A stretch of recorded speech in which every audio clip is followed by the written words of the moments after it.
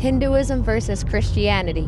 This is an easy win for Hinduism, and here's why. Hinduism is 3,000 years old, and it came about way before Christianity ever came about. It's the original Trinity. Yes, there are three. Sorry, I misspoke. Lord Shiva. I forget them all. Lord Krishna is the third one. I forget the other one. Lord Brahma. Brahma, Shiva, and Krishna, the original Trinity. Oh, Christianity stole that. Yes, they did. Yes, they did. Okay, so there's the first thing. It's older. It already has the original Trinity. And sin, which is also in Hinduism, was stolen from the Christians.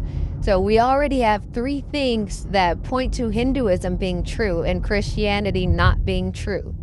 Now, on top of that, we also have a lot of Christians will look back at an older writing and say, this older writing confirms my writing. I don't know how you get that logic. I don't know where that logic comes from. But anytime you see the same idea or story in an older book, generally speaking, the newer one copied it. I mean, I don't know how do you get to that point to where you say this older book confirms my newer book? That doesn't make sense. The older content is always the one that's more legitimate, period. Okay, so let's get back to it. Actually, if Hinduism being true actually proves Christianity true to some degree, but Jesus is not God. Jesus is real, he's just not God. He's just an avatar of Lord Krishna. Oh, and by the way, Krishna is also Lord. Oh, and by the way, there's eyewitnesses to Hinduism. Oh, and by the way, Hinduism actually is an inclusive religion, unlike Christianity. Let me see. They have a book. They have a couple of books. The Bhagavad Gita, which, yes, I have read it. I am well aware of it. I'm not an expert at it, but I have read it.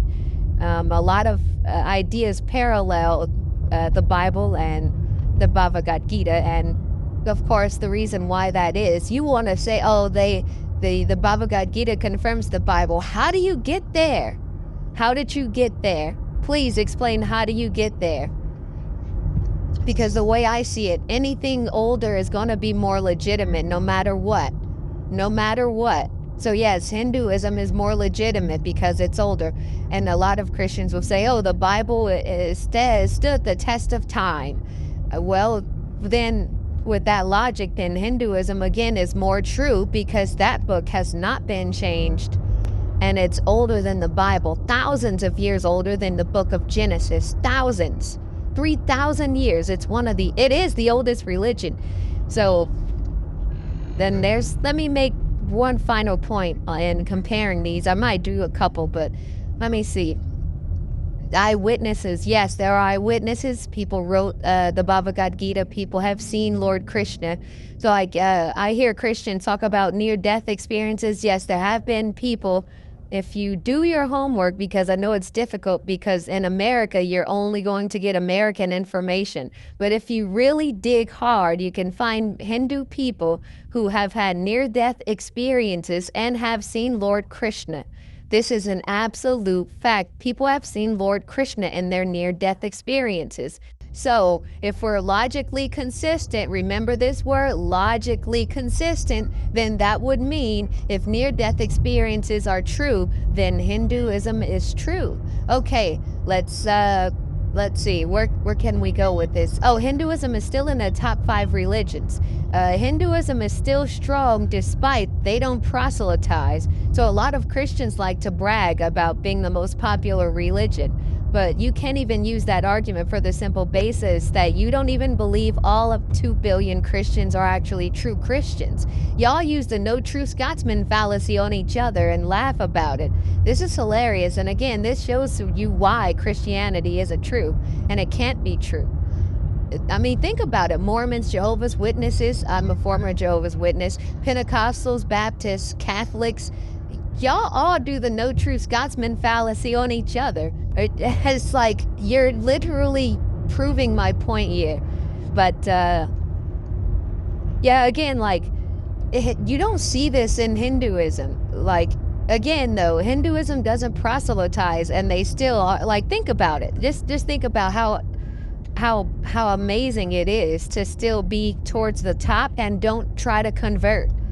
That's why Christianity is a multi-level marketing scheme. Like, at its base form, that's what it is. That was the reason why it became a thing. Besides, the number one reason is kings needed to control people, and that's why Christianity exists today. This is why the Bible exists, all about control. But on the second part of it is it's a MLM, and MLMs are great because you can easily get people in and you can make money, and that is exactly why Christianity exists today.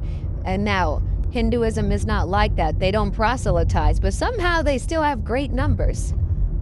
You know, and I've heard Christians say, "I grew up in the church." This is them. I quote, "I grew up in the church. I went to church every Sunday, and I know God is real." Well, okay, so let me break that down. Let me understand what is being said. So, you're a Christian because you went to the religious building. Okay, you got indoctrinated, which that's what you're doing. Self-brainwashing, which isn't always a bad thing, but you went to church every Sunday, you had an experience, thus God exists. Perfect. Okay, so let's look at Hindus. If you really are honest, go talk to Hindu people. Ask them, interview them. What is their life like? I guarantee you with absolute certainty they have the same experience as you, except it's with Hinduism. So again, I don't see how Christianity is a better religion than Hinduism. They're actually great people. In fact, they're better people than Christians in many respects because they're not dogmatic. Dogma is one of the most evilest things on this planet, and it is what caused people to kill each other. We need to stop being dogmatic. And this is why Hinduism, again, is a better religion than Christianity. Here, now I'm gonna finish with this. You don't think Hinduism is true? Why? It's probably because you weren't born in India. I can guarantee you, because the same way that you found Jesus, because you're not doing anything anyone else in the world isn't doing. Imagine someone in a remote tribe. I mean, and this is why you don't have free will. No one has free will because we're only able to get whatever is around us. Environment will determine most of your life. And so whatever environment you're put in is what you're going to attach to. And this is specifically dealing with religion. So for example, if you were born in Saudi Arabia, I'm almost 100% certain you would stay a Muslim your whole life. And the same thing with being in India. If you're in India, the odds are you'll be a Hindu your whole life. You will believe in it so strongly, equally as you believe in Jesus today. You might say, "Oh, well, but you were born in America or you were born in a place where most people are Christian." If you're born in a place where most people are Christian, you'll be Christian. And that's the truth. And you have to look at it that way. If you don't, you'll be living in a fantasy world. So let's think about this again with remote tribes. If you're born into a remote tribe, you're probably going to believe in whatever God they believe in, and you'll never veer off that path, especially since you're in a remote tribe where you don't have access to other information. So whenever you only have access to one set of information, you'll just believe that one set of information.